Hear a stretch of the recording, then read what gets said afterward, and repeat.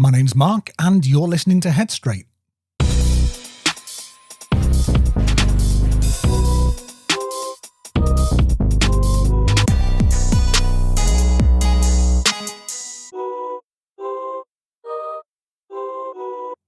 Hello you lot and welcome back. Now today we're going to be looking at something that a lot of people struggle with. How do I lead without being bossy? Let's be honest, when people hear the word leader, most of them picture someone that they don't want to become. Someone loud, someone controlling, someone who takes over, someone who always has an opinion and isn't shy about pushing it. And if you're anything like a lot of people listening to this, you've probably thought, yeah, I don't want to be that. You might want things to go better. You might want to step up sometimes. You might want to stop situations drifting or falling apart. But the idea of leading, well, that can just make you pull back. Because it feels like it comes with ego, pressure, or turning into a bit of a nightmare. So most people do one of two things. They either take over too hard and then feel guilty, awkward or disliked, or they hang back completely and then feel frustrated, overlooked or resentful. Now neither feels great, but here's the shift that changes everything. Leadership isn't about being in charge, it's about being steady when other people aren't. It's as simple as that. Not louder, not bossier, not more confident looking, just steadier. So think about the people that you trust. It's not the flashiest ones. It's not the ones who talk the most. It's usually the people who don't rush, who don't escalate, who don't need to dominate the space. They don't force direction. They create it. And most of the time, they don't even realize that they're doing it.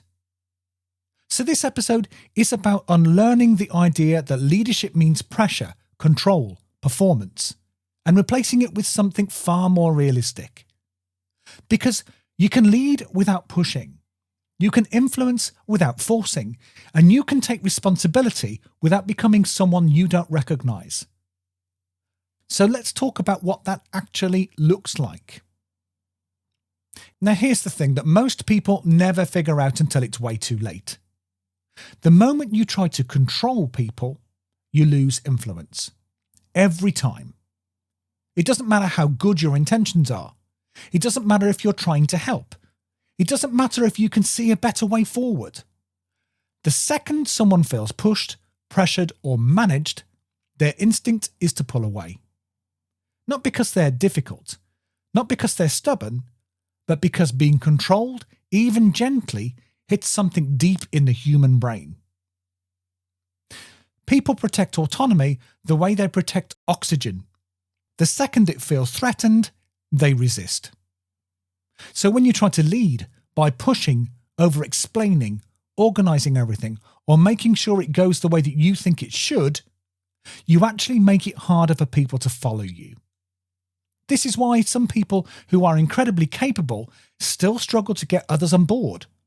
They're doing too much pressure, too much direction, too much, let me fix this. And here's the twist. People aren't looking for someone to take over. They're looking for someone who makes the situation feel safer, steadier, clearer. Someone who can hold their own without taking control of everyone else. Now that's influence. That's leadership. And it often comes from the quietest person in the room. Because when you're steady, when you don't escalate, when you don't force things, people naturally sink to you. Not because you made them, but because they want to. Which is why trying harder often makes it worse. Real influence feels almost effortless, because it comes from who you are in the moment, not what you're trying to do. So let's talk about the difference between the kind of leadership that drains rooms and the kind that calms them. Now, there's a reason why some people get followed without ever asking, and others are constantly trying to get buy-in and never quite getting it. It comes down to this difference: performative leadership versus quiet leadership. Performative leadership looks like leadership on the surface. It's visible, it's active, it's often loud. It's the person who's always organising, correcting, explaining, stepping in. The one who needs to be seen as useful. The one who fills the silence because silence feels uncomfortable. And sometimes that works. Short term. But underneath it, there's pressure. And people feel that pressure. Quiet leadership feels very different. It's the person who doesn't rush to speak, who listens properly, who holds their nerve when things wobble, who doesn't need to prove they're in charge. They don't dominate the space, they stabilise it. And here's the key thing, especially for teenagers and young adults. People don't follow energy that feels forced. They follow energy that feels safe. If someone's trying too hard to lead, inspire, or organise, it often triggers resistance, even if no one says it out loud. But when someone is grounded, consistent, and calm, others naturally start checking in with them. Not because they're the boss, but because they're reliable.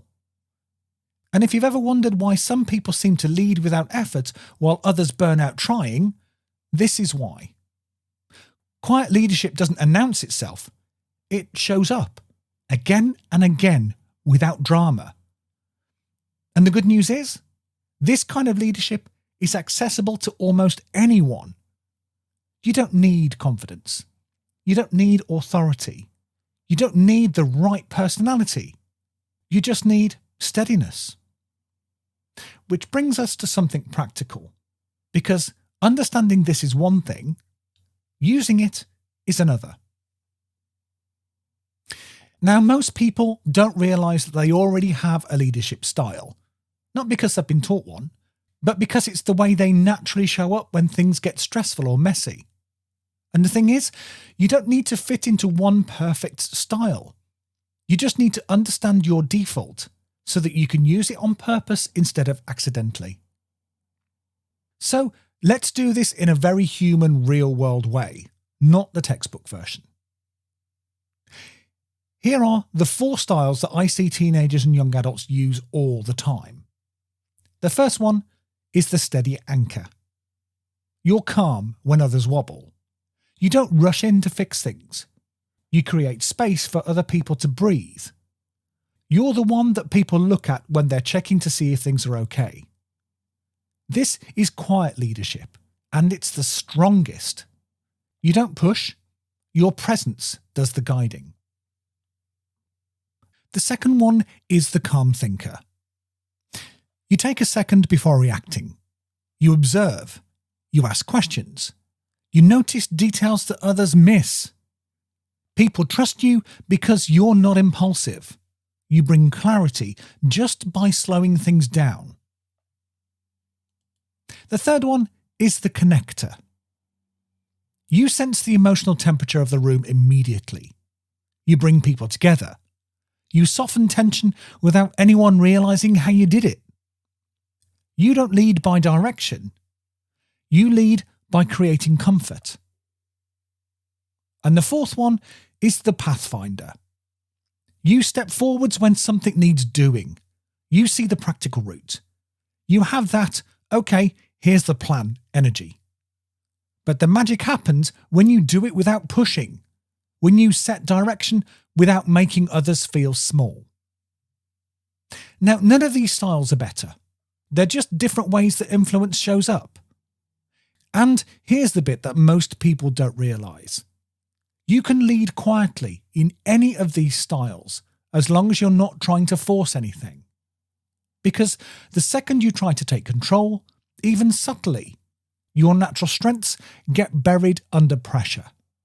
Whereas when you stay aligned with your actual default, your influence feels effortless, steady, and trustworthy.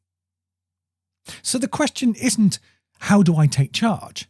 It's, how do I use the way I naturally show up without overpowering anyone? That's where the next tool comes in. Because leadership isn't about being right or getting your way or having the best ideas. It's about how you guide without grabbing control. So let's talk about that, because this is the part that usually surprises people. Most of the time, leadership isn't about what you say. It's about the energy that you bring into the moment before you speak. Think about it. Have you ever been in a situation where someone tries to push their ideas, their plan, and their opinion, and even though they weren't being horrible, something in you just shut down? That is pressure. Pressure makes people shrink or defend or disengage, even when the idea itself was really quite good. But when someone shows up steady, not frantic, not bossy, not emotionally leaky, it creates a completely different effect. You feel less tense. You think clearer. You're more open. You actually want to follow their lead.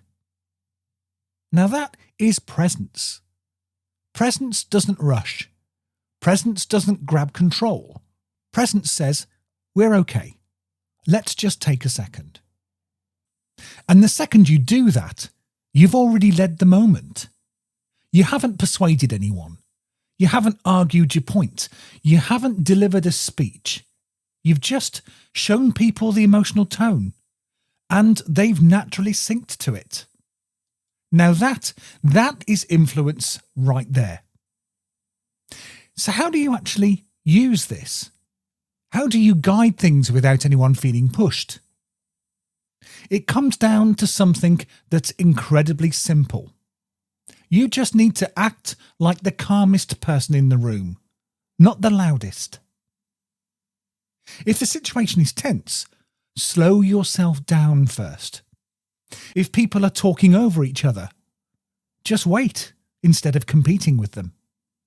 If the vibe is chaotic, you become the steady point people glance at. And here's what happens next. The room adjusts around you. People start to mirror the slow pace. They breathe a little deeper. They stop escalating. And from that calmer space, you can make small moves. Suggest. Offer. Float an idea. Ask a question. Name what you think you're seeing. Give a direction gently, without taking control of anyone. Not with authority, but with steadiness. This is the foundation of leading without being bossy. You guide the moment, not the people. Presence before pressure. Tone before talking. Steadiness before strategy. It's simple, but it's really powerful. And once you feel how effective it is, you'll realise that you've been trying way too hard for years. You don't need to force anyone. Just show them a calmer pace, and they'll often follow it without you having to say much at all. So now I'm going to tell you about something called the feedback loop. Because this is how to check if your influence is landing well without the need to overthink it. Because this is what you need to realise about influence, and it's something that no one tells you. You can think that you're being helpful and accidentally overwhelm people. Or you can think that you're being quiet and useless, when actually you're the one holding the whole moment together. Influence isn't about what you think you're doing. It's about how it lands. So the feedback loop is a real simple way of staying aware without becoming that person who's constantly asking, are you okay? Is this okay? Am I doing this right? We're not doing that. This isn't about seeking approval. It's about reading the room like a steady human being, not a mind reader. Here's what you're looking for, in a low-key, normal, non-awkward way. 1. Do people relax or tense when you speak? Not dramatically, just a tiny shift. Do shoulders drop or rise? Do faces soften or tighten? That tells you more than any words will. The second one is, do people open up or shut down? If someone starts explaining more, asking questions, or thinking out loud, your energy is landing well. They feel safe.